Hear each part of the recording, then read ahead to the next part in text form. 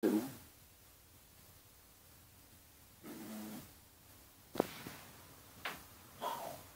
Qu'est-ce que je fais là?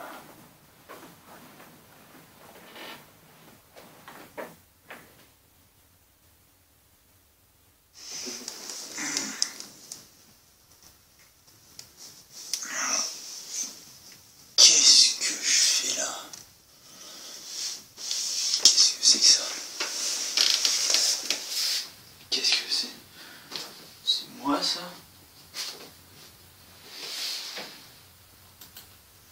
Hey, comment allez-vous depuis tout ce temps? En fait, je ne vous entends pas. Bienvenue pour ce premier code manga et au programme un manga que j'apprécie tout particulièrement, Prophétie.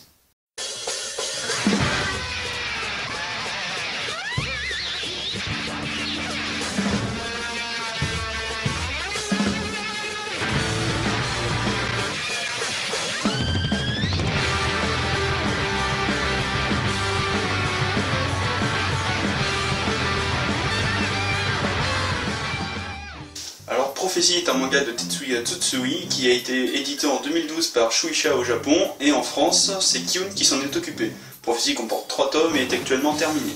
Alors ce manga je l'ai acheté sur un coup de tête et franchement j'ai pas du tout été déçu.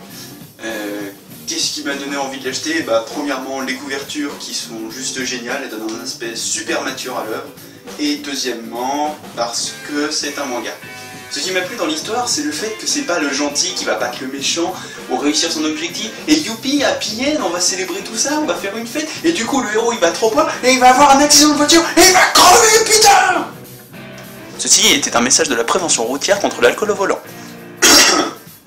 Bref, je disais donc que l'histoire est pas comme d'habitude. Enfin, je sais pas trop comment expliquer ça parce que je veux pas vous spoil, mais au fur et à mesure que l'histoire avance, il y a plein de petits détails qui viennent se rajouter, et les protagonistes vont devoir faire des choix très difficiles pour pouvoir continuer leur route. Et c'est ça qui est intéressant, putain.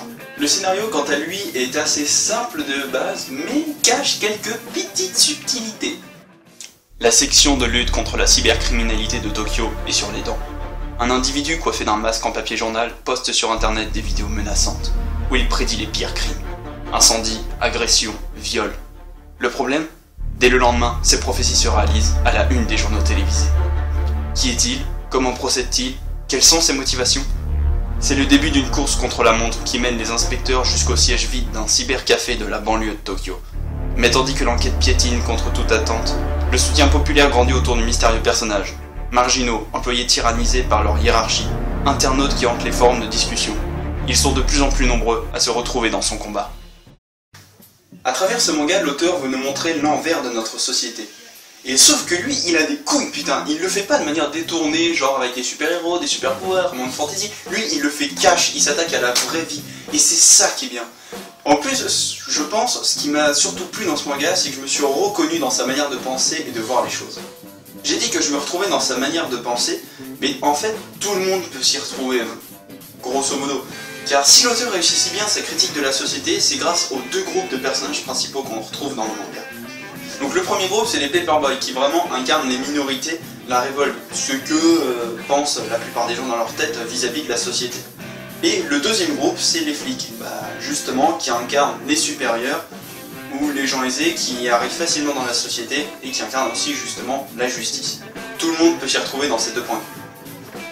Il n'y a pas de gentil ou de méchant, d'antagoniste ou de protagoniste, c'est vraiment chacun choisit son camp par rapport à sa manière de penser, et c'est en ça aussi que ce manga est cool, puisque chacun peut s'y retrouver et interpréter les messages comme il le souhaite. Et les messages, on y reviendra plus tard.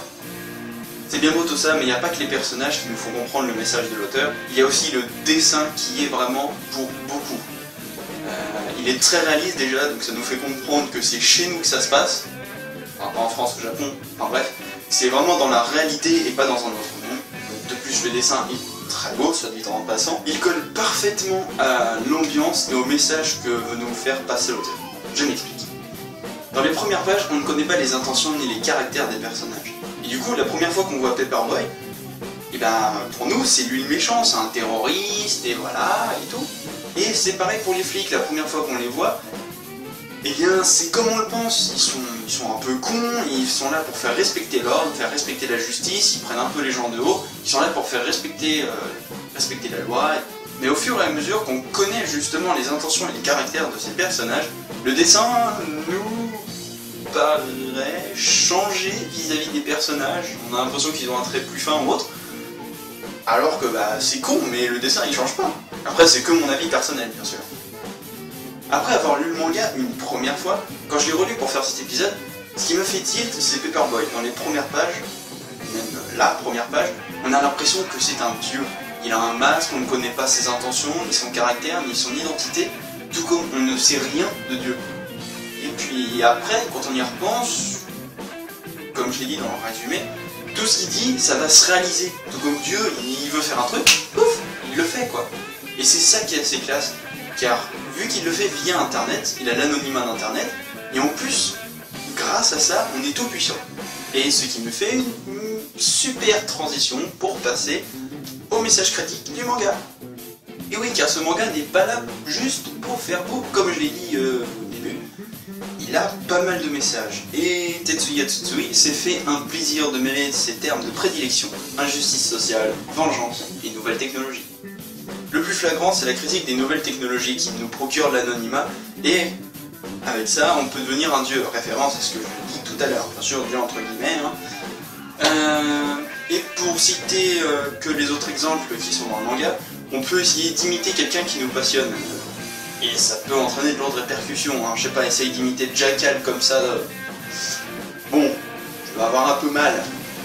Et puis aussi d'autres qui sont un peu plus graves pour la société, les corruptions de la politique et des médias.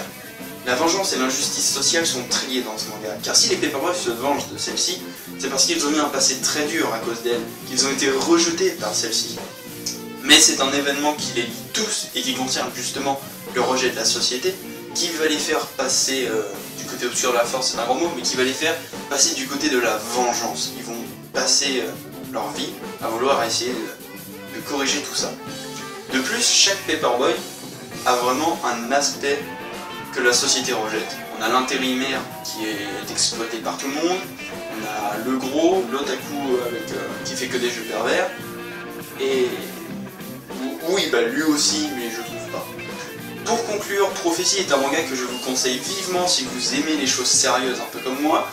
Vous pouvez quand même le lire pour l'histoire qui est quand même assez classe, mais ce sera vraiment dommage de passer à côté de tout ce qu'il renferme.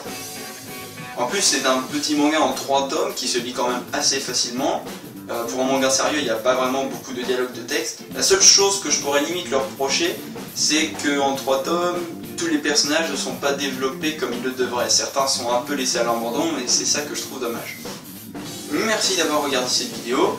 Vous pouvez vous abonner pour ne manquer aucune vidéo. Vous pouvez aller sur Facebook pour me suivre et avoir toutes les actualités. Vous pouvez également consulter ma collection sur Manga Sanctuary. Je suis aussi sur Mangasphère, un site que je vous conseille vivement d'aller voir pour trouver des nouveaux youtubeurs sympas. Et n'oubliez pas de vous abonner comme je l'ai dit, de commenter pour me dire ce que vous pensez de Prophétie. Vous pouvez aussi liker la vidéo, ça fait toujours plaisir, et la partager pour me faire connaître, ça aussi, ça fait toujours plaisir à savoir. Je vous souhaite bonne continuation sur YouTube, et je vous dis à la prochaine.